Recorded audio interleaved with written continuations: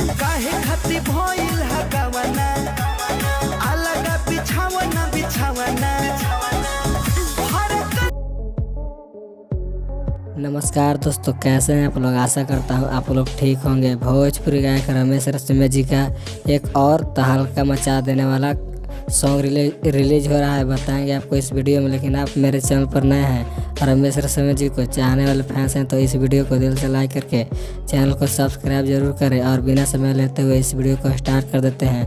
और आप लोग को बता दूँ कि रमेश रसीमिया जी का एक और तबाही सॉन्ग रिलीज हो रहा है, जिस सॉन्ग का टाइटल है फूलल फूलल गाल मोर, जो काफ़ी बवाल का सॉन्ग है। इस सॉन्ग को गाए हैं रमेश रसीमिया और शिवानी सिंह है। ड्यूट सॉन्ग है जो काफ़ी बवाल का सॉन्ग है। और इस सॉन्ग को लिखे हैं उमेश अनमोल। और म्यूजिक की बात की जाए तो इस सॉन्ग में म्यूजिक दिए हैं चमन सिंह। और इस सॉन्ग को कल शाम 3 बजे DS म्यूजिक वर्ल्ड यूट्यूब के चैनल माध्यम से रिलीज किया जा रहा है, तो आप लोग इस सॉन्ग को ज़रूर सुनें। और आप लोग रमेश रसीमिया जी को चाहते हैं तो इस वीडियो को ज़्यादा से ज़्यादा शेयर करें। और मेरे चैनल पर नए हैं तो मेरे चैनल को भी सब्सक्राइब जरूर करें।